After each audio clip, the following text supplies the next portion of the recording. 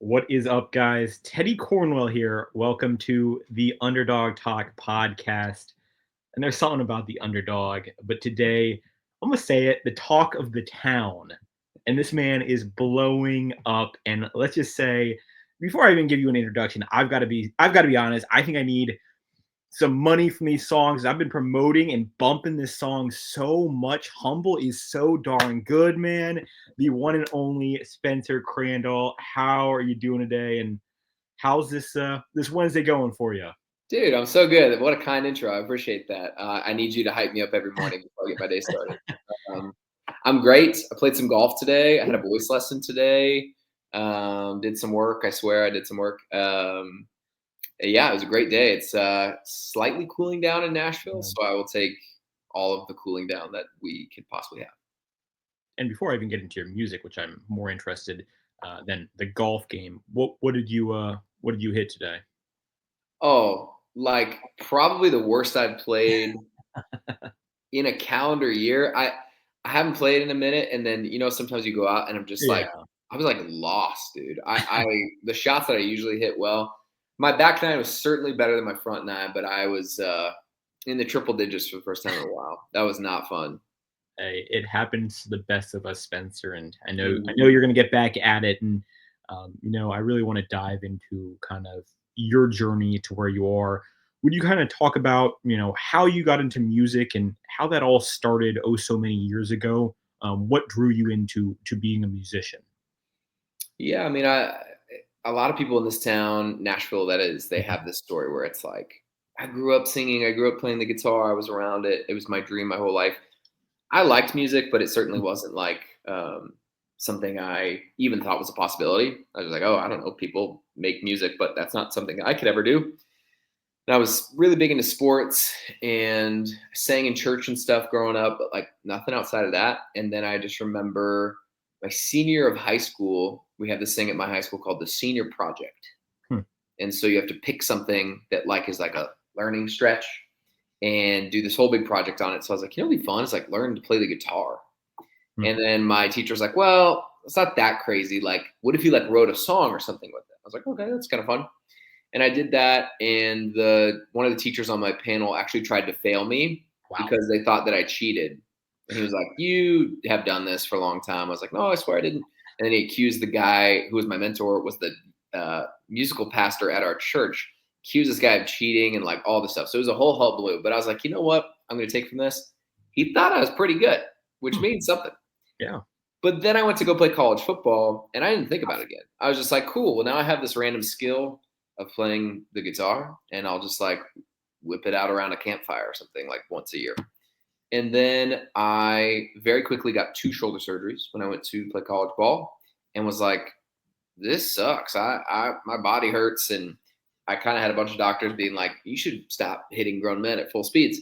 So I was like, word, word.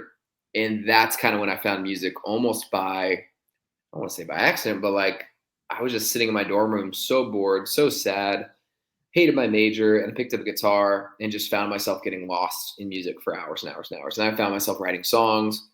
Then I had a few friends, kind of peer pressure me. Like girls would come over and we'd like whatever pregame in the dorms, right? And be like, Spencer can play that song on guitar. And I'd be like, dude, shut up, shut up. And then girls thought it was cool. So I was like, whoa, okay, maybe this is cool. And then I remember somebody was like, do you have any original songs? And I played an original song. And that girl asked me to send it to her the next day. And I was like, whoa, someone like wants to listen to like my song. Like not just a hit song, but like a shitty Spencer Crandall song, which that means something. That does make And that bug bit me super hard. And I think that gave me some confidence to start posting online. And then that kind of is where I got my start, pretty untraditional and um, certainly later in life than I think a lot of people. I've kind of always felt like a late bloomer into a lot of things. yeah, 100%. Where'd you play college football? Colorado Mesa, small Okay. D2 in like West Colorado. Yeah, And you're from Colorado, right? I am. Yeah. And that's not a typical kind of country music hotspot. Um, Mhm. how did your roots shape your sound? If that question makes sense, obviously. Totally makes sense. And Yeah. it's actually an astute observation because Colorado's a perfect kind of example of who I am. It's like Okay. I was just there, and there's like cows and cornfields in the north and the east part, and then there's like hippies Yeah. and like just like granola people. And so I'm this weird amalgamation, this like crossroads of all those things that I've never really sat here and been like, I want to be the next George Strait, but I Mm. freaking love George Strait. Yeah. And I'm looking at a John Mayer poster in my house, and I'm like, I had a brother who loved EDM and like really raunchy rap that we weren't allowed to listen to. I had a mom who was obsessed with like crooners and Michael Bublé and Justin Timberlake, and then my dad is like one of the most diehard country fans I've ever met, and he's purchased every single song he's ever loved on iTunes. Like he's an OG fan of everyone, and he'll tell me, "Have you heard of so and so?" I'm like, "Yeah, I have." And so somehow, between my brother breaking every computer we ever had with LimeWire and my mom and dad just listening to music in the car, I just am all of those things. Yeah. My uncle's a cowboy pastor at a cowboy church. It's literally called Church on the Ranch. And I grew up fishing every weekend, hiking every weekend, snowboarding. I'm outside all the time. So it's like country, but it's like Colorado country, Mhm. and it's different. But I always like that. And it feels like my life and for my music. And it's kind of a blend. And I never really felt like I had to sacrifice or join one team, sacrificing the other or like forsaking the other. I'm like, no, I'm country. And I also love going up to the mountains. I love all these things. And I make country music, but it's this thing too. And I like this, and I'm going to take it with me. And I'm okay if it's not for everyone. And I think that's an interesting point. I showed my buddy your song "Humble." I've been Yeah. repeating that song, and he goes, "Is he a Christian artist?" And I was, well, I thought he was a country artist, but you kind of have so many different roots in terms of what you're talking about that I don't know if you're just defined to one type of genre. I think I think you made a great point. It's kind of it's a you kind of thing. It's how you're Yeah. storytelling on that, and I really think I think that's unique. I think that's really unique, and I think that's why your music is so, um, again, the word unique. Yeah. Um, you mentioned in your kind of dorm where you were, kind of going through that, um, that rehab, those hard times after obviously finding out, about the shoulder stuff. Were you making music kind of from, just your mind, or was that coming from the soul? In terms of, were you actually putting your emotions into the song? If that again makes sense to you. Yeah. I think when you're a young songwriter, you tend to just like, I think everyone does this, and it's with like love, and it's because you just want to do it so bad. You tend to like rewrite your favorite songs, Mhm.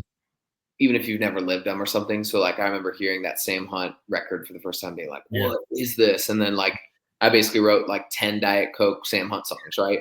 And you just try on all of these clothes and like sweaters. You're going like, that one's too baggy, that one's too Mhm. tight. And that's part of what like writing good songs is like daring to suck, daring to be cringy, daring to not sound like yourself. Because eventually, the best way to sound like yourself is to not sound like yourself and almost like circle what is yourself. Like, okay, well, if I'm not this and I'm not this and I'm not this, I'm not that, I guess I am this and I am this. And it kind of gets more, you know, less of this giant cluster and starts to pinpoint itself. But my early songs, I certainly like would write about girlfriends. I'd write about breakups. I'd write about drinking. I'd write about all that stuff. And some of my early songs, I go back, I'm like, hey man, that was pretty honest and pretty cool. And Yeah. some of the stuff Yeah. I'm like, that is, I don't even know what I was writing about. Hmm. Like, but I think as you get older, at least for me, I feel like the realest stuff comes from just life. Yeah. Like I have a song coming out next I'm about to post tonight, and like it is certainly the most vulnerable and like Hmm. almost like scared to post something I've Wow. been, because Wow. it's just like hard to talk about. It's Yeah. not an easy subject to write about, but those are oftentimes the things that like I always say I'm trying to match somebody's diary entry and be like, hey, does your diary entry look like my diary entry? And that's where you connect with people. It's your realness, your vulnerability, showing them your cracks, your flaws, and they go, oh my gosh, I'm not alone. Yeah. I'm about to give you the biggest compliment. When I watched the Humble video. I actually thought that was your wife in the video, that girl. I don't know. I really thought that was, and I looked her up. I was like, wow, that'd be one of one. Do you kind of know, for the Humble, and obviously that's blowing up. Did you kind of know that melody um, was special and kind of like, hey, this is gonna take off? Did you kind of know that for that song specifically? Um, no, I mean, I think I like all the songs Yeah. that I put out, but like I'm at a point now, man. Like I've put out so much music, and I'm Mhm. gonna keep putting out so much music. I'll put out probably 15 songs over the course of like a year. I just, I think I'm a good A&R, but Mhm. I also like it just doesn't matter anymore. People will just tell me what they think is great. Mhm. And if Yeah. I put out a song and it gets no love and people are like, yeah, I'm like, okay, here's another one. Yeah. 3 weeks later, 4 weeks later.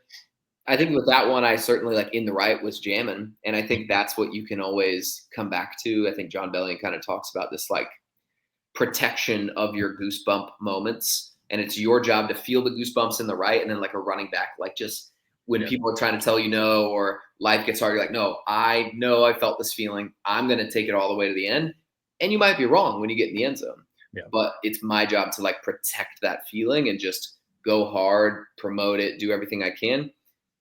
And then the other thing that I think always gives me hope is like sometimes a song doesn't do well, but like it'll bring certain people to a show. Like that's their Mhm. favorite song. Sometimes a song that I'm like, yeah, I think it would be great has changed my life. So it's like you just don't know anymore. And I kind of think it's actually kind of fun in some way. It's like Yeah. I'm just gonna post stuff and like if I love it, that's my only litmus test, right? Yeah, I think as long as you love it, and who else matters, and obviously the right one took off. What does it have? 3 million on YouTube. How did that kind of change, your career, and kind of what did that bring to your career? I guess I would want to ask. Yeah, it's a good question because, like, in a lot of ways, it's my fastest growing song Mhm. ever. I've certainly never had anything that's streamed that fast, Yeah. or like, I think it's probably at like over 500 million views online, like Okay. between TikTok and Okay. Facebook and all Mhm. that stuff, like just social media views. Obviously, even 3 million streams on YouTube is like crazy, and Yeah. I don't take any of that for granted. And that's only in like 6, 8 months, whatever it is. And so there's just certain times and certain songs where, again, it's like, I love the song. I was like, well, why don't I just tease this and see what Mhm. happens? Boom. Yeah. Like third or fourth time I tease it, just like 3 million views or something. I'm like, holy shit, what is this? Right. And then it's the kind of thing where, like, is it a drop in the pan? Is it the kind of thing where, like, yeah, it was good, but you don't get the streams. And then I was super lucky in the fact that it really connected with people. And I just got to sing it at Watershed this last weekend. Wow. And I just remember all the phones going up and, people screaming. And I see some people like crying when you sing it. And it's just so cool to like see something that you connect with other people. It's such a like drug feeling. It's Yeah. like, how is this real? And it certainly changed my life because it's gained me so much following. It got me Mhm. back on Sirius XM. Um, and it's just one of those songs that I'll always look back in my career and be like, that is one of my babies. That's one of the ones that I'm just so proud of. And it's changed everything for me. Yeah. Now, after something like that, how do you kind of go about making music? Does that affect your music going after that? That you just had a big hit? How does that all work? It's a great question because, like, it's so tough. You don't want things to, like, necessarily persuade you in or out of something because, Yeah. like, sometimes like I've posted so many. I consider it kind of a breakup song. Some people think it's a love Mhm. song. It's an ongoing debate, but I posted so many like heartbreak songs and they've done nothing. And Mhm. so if you go by that, you could say, okay, well, no more heartbreak songs. All I can post is love, right? I think you take it and you like just kind of put it into the AI of your brain and let it kind of like rinse around in there and go, okay, what about that do people love? Well, I think it's the hope. I think it's the um, giving people hope in a dark time. Like, cool, I can write more about that stuff. That can help inform some of the stories I'm telling. Then something like Humble is supposed to be fun and the exact opposite. And I think that's the tough part about being an artist is how do you like operate and make music in a vacuum and give yourself goosebumps and then hope that that happens later. And you can certainly take in some of that information and data points, but if you do it too much, you can almost be too informed and like switch everything that you're doing to like try to make people happy versus like that might not make you happy and it might not be real. And if it's not real, that usually doesn't translate. Like it's this kind of really razor thin edge of how much criticism do you take? How much do you let get into your head and in your heart and your soul? Because it's hard not to, but it's also like there is some stuff to be learned by listening to what the internet and all those people have to say. So I'm kind of still figuring that out. Yeah. Yeah. I think you made another interesting point. That song, I thought it was a breakup song, but then you added a love song, and now I'm looking at that song differently, which is Uh-huh. the interesting part about that. Besides that, what's one song fans always kind of misinterpret? Um, and is there a real story behind the one that fans do often misinterpret? What's that other song besides the right one? Yeah, I think it's a good question. If there is one. Yeah, I feel like I have a song called "Girls Like You," Mhm. and sometimes people think it's like a diss or something, and it's actually just talking about my sadness. The chorus being like, "Girls like you don't stay single long, take no time with moving on. That's on me. I should have known. Now I know that." Meaning like, "Oh man, you're really good looking. Of course you were gonna move on. Mm. What was I thinking letting you go?" Right? I'm talking about myself, but I've had a few people be like, "Are you like slut shaming her or something?" I'm like, "Whoa, whoa, whoa, no, no, No. no. I'm seeing this person move on. And it's breaking my heart, right?" Yeah. And but it's funny, Hmm. like some girls dance to that like an anthem, Hmm. and then I've had like whatever a few people be like, "I don't like that song because of that." I'm like, okay, I can't. Such the hard. It's the hard part about this job is like you just can't hear everyone all Yeah. the time, and that's good and bad. Like you can't let your biggest fans get in your head and be like, "You're perfect just the way you are." Like, no, I need to grow. I need to get better. I need to like work on this. And you certainly can't listen to any of the ding dongs. I've had Yeah. comment sections that you wouldn't believe of just berating me with like telling me to kill myself, just crazy stuff that you're like, how can you be that lost as a person? I Yeah. cannot listen to that. And I certainly wouldn't ever listen to somebody that I like have never met or wouldn't trade lives with, right? That's No. hopefully the line. No, 100%. I think it's good to block out the noise and Yeah. just do you, which is working for you now. Before it kind of all did work for you, Spencer, did you ever see yourself where you are today? And I know you're still, just doing your thing, and you still got a lot more where it comes from. But when you started this kind of whole music thing in that college dorm, did you ever see it transcribing into a career where people love and listen to you? Um, did you ever see that happening? Yeah. I mean, that was the goal. And I think there's like a humble, kind of like cool guy answer that's like, no, I didn't see this. I have worked really, really hard at Yeah. this. And I don't think I certainly could have never guessed how it was going to go because my story is pretty weird. And I don't think I would have ever guessed I'd be here without a record label or Mm. like doing it by myself. I mean, obviously, like you're the underdog Yeah. talk. So like that's where I'm probably the most dumbfounded of like, whoa, I didn't see the internet being such a big player and me being a player of that game. You know what I mean? It's like that certainly has shocked me and in like a cool way, like, whoa, I guess I ended up doing it all by myself. Um, but I certainly like, I think there was a point where I moved here and I saw other people doing this and I was like, I can do this. I know I can do this. Yeah. I feel like this is what I'm meant to do. I've always felt like I was meant to entertain people and tell stories. And in a lot of ways, man, I feel like I'm just getting started. Like I said, it was a late bloomer. I spent like 4 years when I moved here, like finishing college, then kind of writing some songs, barely putting stuff out. And then it feels like really COVID, like Yeah. late 2020 to now is really my whole career anyway. So I'm like, man, that's like 4.5 years. Give me 4.5 more years. Like I just need time. I got to be patient. And that's where I can see the vision. I get so excited because I'm like, I know I can do this. I know I meant to do this. Yeah. And this is the underdog talk. You're right. What has been one of your biggest underdog moments in kind of your career where things were stacked against you?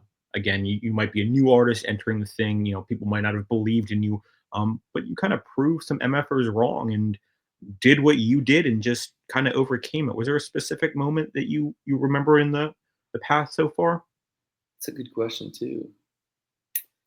I think I certainly look at like touring, and I Mhm. think a lot of people kind of counted me out. Like I had a viral song in 2020, and they're like, "Okay, but what does that mean?" Yeah. Like, and so for us to get to like tour on the level that we do, I think is pretty special. And I always feel like an underdog in that world because I don't have, the $1 million budgets. Like same with like a few of my songs I've gotten on Sirius XM, and I've gotten a few Sirius XM number ones.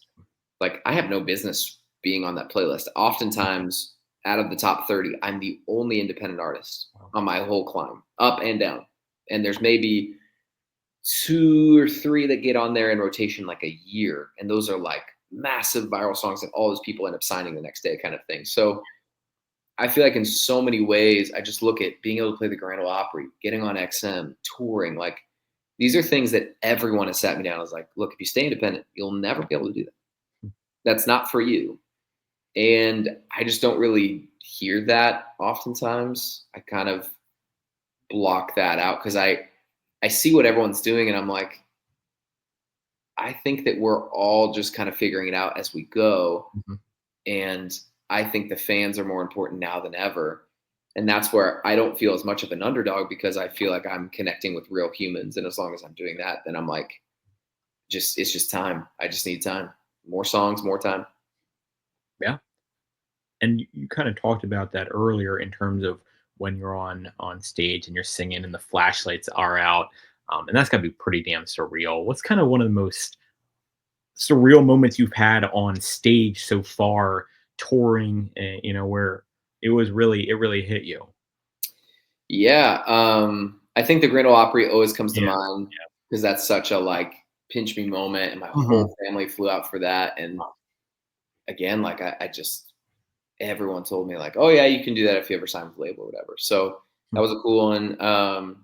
I'm from Denver, and there's a place there called the Grizzly Rose, Mhm. and I'm the only person from Colorado to ever sell out the Grizzly Rose, which was really cool. And they came out with like a belt buckle, and it says like sold out, whatever, with the date. And I grew up going to this honky tonk, and I'd get the big X's on my hands, and I'd wash them off, and I'd get kicked out, and I'd line dance and with pretty girls and like ask older dudes to buy me a drink or whatever. Like, dude, I'll give you $50. You buy me 2 beers. And to get to go back to that honky tonk and pack in 1,800 people where I'm from and look out there and just be like, I did it. Like in so many ways, this is not a finish line. This is whatever. Because my next goal is to sell out Red Rock, so we got a ways to go. But to do that, I've seen so many shows there. I've went there as a fan. I've been there as a fan, and Yeah. those are the moments where it's like, well, something's working, and I feel so lucky, and I feel really, really, really blessed that like I have real people like fans that like care in a world where there's so much music and there's so many shows that you can go see. So those are the moments I'm like, you know what, we're doing something. And again, I told someone today, I was like, this guy is the future. I mean, the way that you compose yourself, the way you sing, and I'm not just saying this. I mean, and that's where I kind of want to get into my next point. Especially on TikTok, that's how I kind of really saw you. I mean, you're it's a very creative atmosphere, and you are truly creative on that.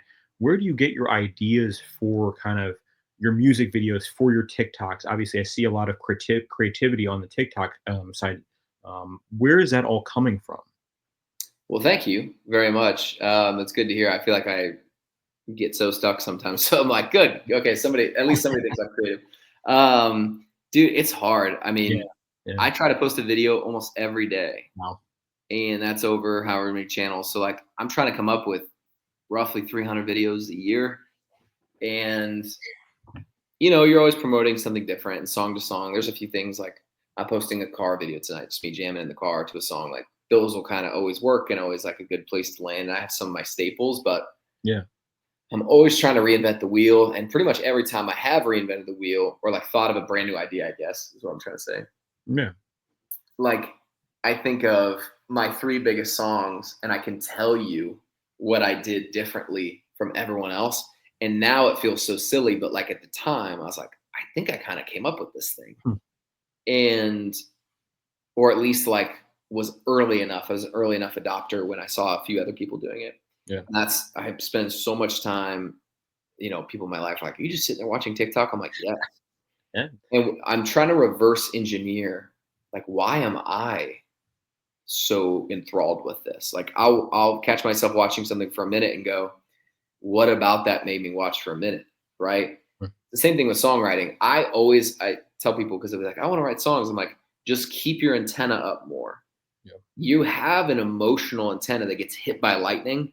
You just have to be aware of it. So like when somebody says something, if it hits you for good, for bad, for fun, for whatever, let it hit you emotionally and then register that in your notes. And I do the same thing with hooks online. You know, even just somebody zooming in or a skit or something like I watched that whole skit. Why did I watch that skit? Maybe I should do a skit. What's my version of that? And then I reverse engineer it. And it just takes a lot of time just sitting there and being, you know, Gary Vee always talks about like, don't be a pontificator, be a practitioner, right? Like, don't be the guy who's sitting there going, I bet, you know, everyone's doing this on TikTok. I know what they're doing because Yeah. I'm sitting there. I can tell you the top 10 music people on TikTok right now. Like I'm in the weeds, I'm in the dirt of it, and I spend a lot of time doing it. And it can feel silly because it is, you know, just a music app or whatever. But for me, it's changed my life. I'm sitting in a house given to me by music.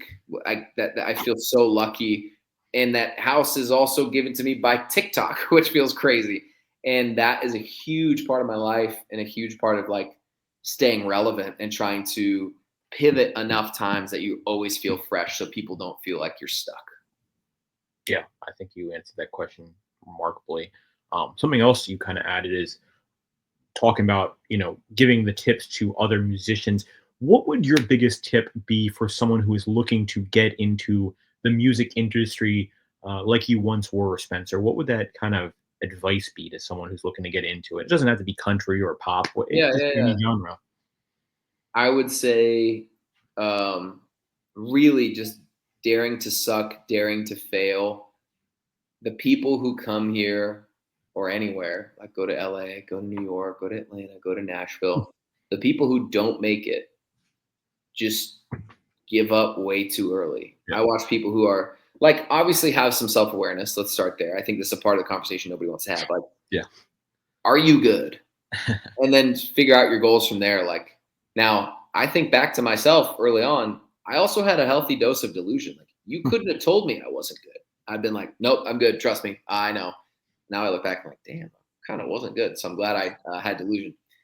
But like having self awareness to say, okay, I think I can do it, or at least I'm better at getting better than people. Then I can listen and I'm coachable. And then just getting your feet wet and not being afraid to like put something out. Like you're gonna hate it in 10 years. That's the goal.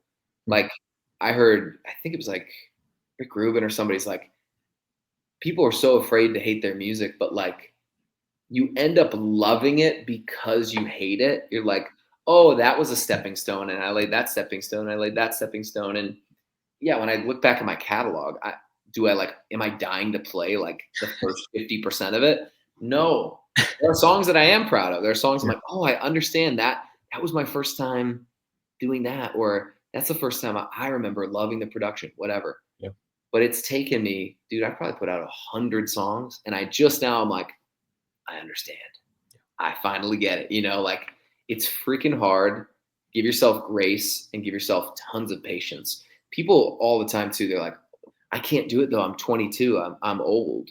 I'm like, you could not start for 5 more years, post your first song at 27, 37, and still be one of the biggest artists of all time. Yeah. People just get in their heads. And then I think the other really big part that is way harder for other people than me, I have so many people in my life who are so supportive, but I think there are a lot of people, and I have a lot of empathy for this. It's like their mom and dad are like, no, do not do that. That's a pipe dream. You need to work at the car shop like I did and grandpa did, right? You have to sometimes look people in the face that you love and say, I think you're wrong. Yep. I love you. I need to do this. And you kind of have to like drown out voices, get in the dirt, start failing, start sucking. Ed Sheeran always talks about like when you first put out music, when you first songwrite, you turn on a faucet and it's just muddy. Yeah. You just have to let it keep running, and it slowly gets clear and clear and clear and clear, and then eventually you have clarity. You know who you are, you know what you want to sound like, and hopefully you're much better. So that's the advice. Most of it's patience, grace, and like self-awareness. I think that's a great tip, especially the one, there's going to be people who are close to you that just say it's not going to be your thing. And I think, like you said, you just got to say, hey, I love you, but this is my thing, and this is what I'm meant to do. Essentially, now you talked about how your kind of music evolved. How has your music evolved since you started? Way back to now. Do you see a difference in your singing style, or just do you see any difference at all? Yeah, man. Like if I listen back to stuff, I'm like, whoa, who is that? Yeah. Um, my singing voice has certainly really changed. If you look Yeah. back at like the first stuff I put out versus like the song that's about to come out, I'm like, these are different human beings. Um, I feel like I've always been really like unashamed to just like try stuff and like and fail and just be like, Yeah. oh, maybe that's not me, whatever. Because I always feel like, who cares if you have a hit? Nobody's gonna go dig through your catalog and be like, but wait, I don't like the song from 2016, you know? So I always kind of had a hunch that that would be the case. So I was really always down to try stuff. And I think that experimental nature kind of landed me to kind of figure out who I am. And, I feel like I am this blend of like country storytelling, cinematic, like dramatic, big production. Um, and then like matching that with just like, hopefully, stories that you can listen to over and over and over. And the words I'm really focused on at this season of my life are like timeless, evergreen. What are things that just like feel like they're going to outlive me and feel like they are fresh enough that they feel different, Yeah. but they're timeless enough like they could exist in like you could listen to a song in 2088 and it's still like that's Chris Stapleton, Adele, right? Like certainly not putting myself in those camps, but those people do such a great job at that. You listen to a Stapleton album, it's like, yeah, that's going to be great in 100 years. Like Yeah. I think early on I took a lot of risks, and now I look back and like, oh yeah, that was like very specific to that time. Yeah. So that's a part of the evolution. And I think just my storytelling, my honesty, my vulnerability, and even just where I'm at in my stories. Like I'm 8 years sober, so I don't like talk about like getting fucked up on the weekends anymore, like, but I did when I was 23 or 22, and it was fun. And I enjoyed that season of my life, but you can listen to the themes change, and you kind of listen to me grow up throughout my catalog, which is kind of cool. Yeah, that is really cool. And I think last question I want to ask you might be kind of the coolest question. What do you want people to say about Spencer Crandall in 20 years? Have you ever thought about that? Hmm. Probably not enough. Hmm. I guess that like